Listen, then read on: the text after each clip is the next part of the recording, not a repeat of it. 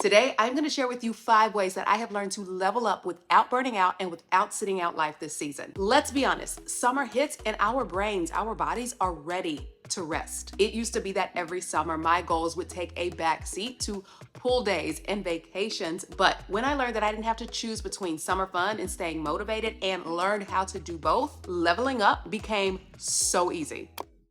Welcome back to my channel, my friends, or welcome if you're new here. My name is Christy, and I make content centered around realizing that no matter where we are in life, no matter our age, we are just on time to live the life of our dreams. Let's get into it. Tip 1, embrace the power of the bare minimum. This is one of my personal favorites, especially when the energy or desire around the thing that I need to do is nowhere to be found. Some days you are not going to have the energy for a full-on routine. You are not going to feel like waking up at 5 a.m. and crushing your to-do list, going for a 50-minute hit workout and just doing all of these things. It's not going to happen. And you know what?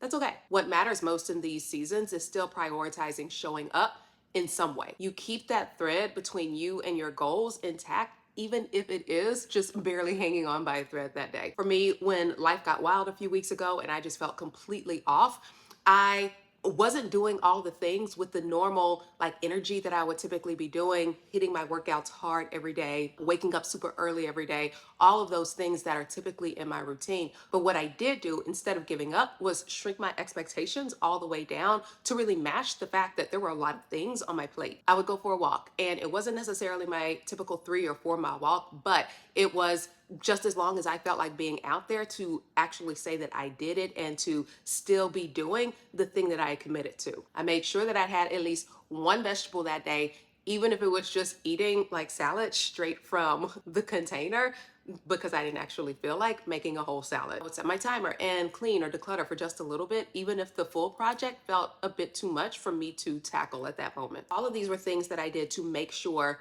that I did it, because change happens not on the moments when we're feeling super motivated, we're feeling super excited to do it. Change actually happens when we show up anyway, when we don't want to do it. So it wasn't glamorous, it wasn't impressive, but it was me telling myself, hey, I'm still in this. I haven't given up. I haven't quit. I'm just adjusting. And honestly, that is discipline. That's what builds resilience. It's not the perfect days. It's the imperfect ones where you decide not to disappear on yourself. So here's your move for this week. I want you to decide your non-negotiable bare minimum. Pick one thing that you can commit to in the key areas that you say are important to you and do them no matter what. Is it a 5-minute stretch in the morning? Maybe it's drinking your water before having coffee. Maybe it is reading one page of a book before going to bed. I don't care how small it is or how small it seems, but that one act of commitment is going to anchor your identity as someone who shows up. And then what happens is that even on the days and the seasons where life is a mess, you can look back and say, I did my thing. Redefine what productive looks like in the summer. This one is for my overachievers and my recovering perfectionists out there.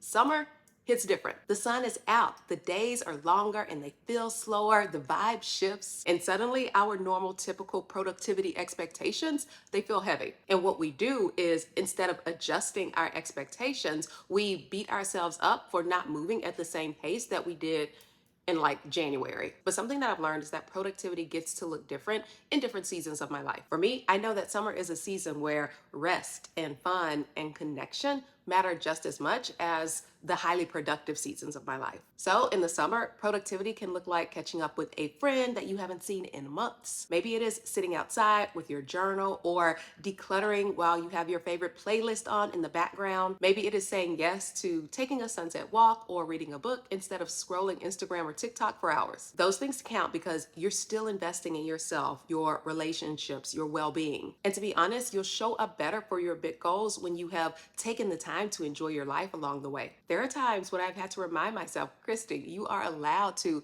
be productive by taking care of your peace too. Not every productive thing has to be a box that you check off. Sometimes it's about asking yourself, what is going to fuel me? What is going to be life-giving in this moment, in this day, and choosing to do that thing. So here's what I want you to do. I want you to make a summer productivity list. This is not your usual work or chore list, but it is a list of things that are life-giving. These may be things like watching the sunset, choosing a book, going to the bookstore. That was something I just did recently with my husband, and it was the best thing ever. Going to the bookstore, choosing a book that you love, going to a new coffee spot, decluttering one junk drawer or one piece of clothing in your closet, or spend 20 minutes outside without your phone, without any distractions, just spending time outside. And then during the times when you feel unmotivated, like you should be doing more, you go to that list and you choose one of those things that you can do. That will help you to stay connected to that moment and enjoy your life. Use the 5-minute rule to break through procrastination. If you haven't heard me talk about the 5-minute rule, you're gonna love it. It's super simple, and this is how it works. Whenever there's something, a task that you don't feel like doing, whether it is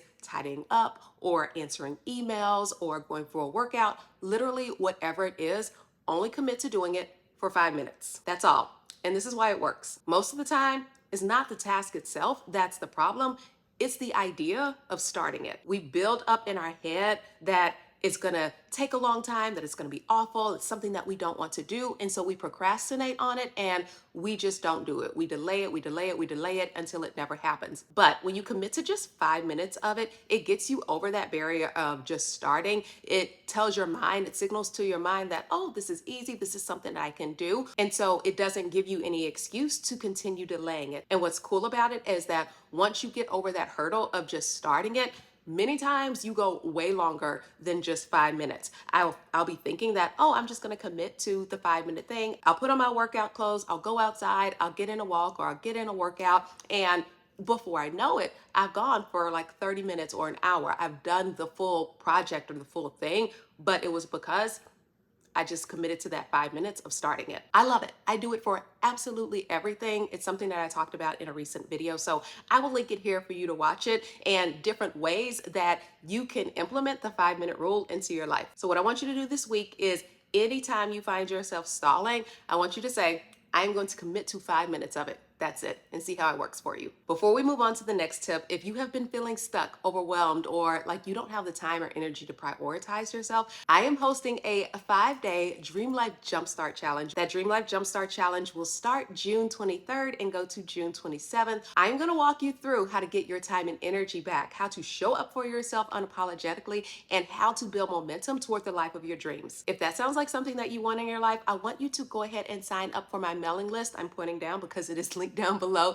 All of the details are about to come out and registration will open shortly, so I want to make sure that you don't miss any of it. Stay connected to your why without overcomplicating it. It is easy in the summer when things feel a little bit slower and you just naturally want to chill a little bit to forget why you wanted to start showing up for yourself in the first place. We can get disconnected from our why so quickly. So when you're feeling like pausing, stalling on something, not doing something altogether, I want you to remind yourself of your why. Ask yourself, why is this important to me? Why did I want this for my life again? For me, during the times when I just don't feel like doing anything at all toward my goals, I will remind myself, I'm doing this because I committed to change for myself this year. I committed to not giving up on myself this year, so I'm gonna push through anyway. And it's not in this way where I need to be perfect or I need to look like I have it all together, but because the version of myself that I want to be, the version of myself that I am becoming and that I am working on, she follows through. She shows up for herself every single day. And that doesn't mean that I'm perfect, but it does more often than not get me back centered. And so what is your why? It doesn't have to be big or dramatic. It can be as simple as I want to feel good in my skin. I'm tired of starting over, or because I'm building discipline for the life that I know I'm meant for, the life that I'm praying for. So this week, I want you to revisit your why. Maybe that is writing it down and keeping it somewhere visible. Maybe it is going back to your vision board of the things that you created at the beginning of the year. Maybe it's going back to some journaling space where you have written your why down. If you don't have a why, create it. Make sure that you have it. It is going to be so helpful and anchor you on those days when your brain tries to negotiate. Celebrate the small wins. When we are juggling with the grind and doing the things and just living out our lives day to day, it can be really hard to see where we have made progress. So for example, maybe you only decluttered 1 bin this week instead of the 5 that you plan to do. Or maybe one day you chose to take a 10-minute walk instead of doing your full hour-long workout. Or in like my example, maybe you chose to eat a few vegetables throughout the day instead of having a perfect meal plan. I want you to high five yourself because girl, that's winning. Small wins are fuel for your motivation tank. They remind you that even if you're not crushing it 100%, you're still moving forward. You have not given up on yourself. You have not just decided, well, that's it, I'm done, I'm not doing anything. I have found that when you pause to acknowledge these little victories, it rewires your brain to Focus on progress, not just perfection. And that shift keeps you coming back without burnout. It's what turns a summer slump into a summer breakthrough. And so at some point in each day or week, I want you to jot yourself a note down about a small win that you had. It really does not matter how tiny it was. Did you drink your full bottle of water? Girl, proud of you. Did you show up and do the 5 minutes of a task?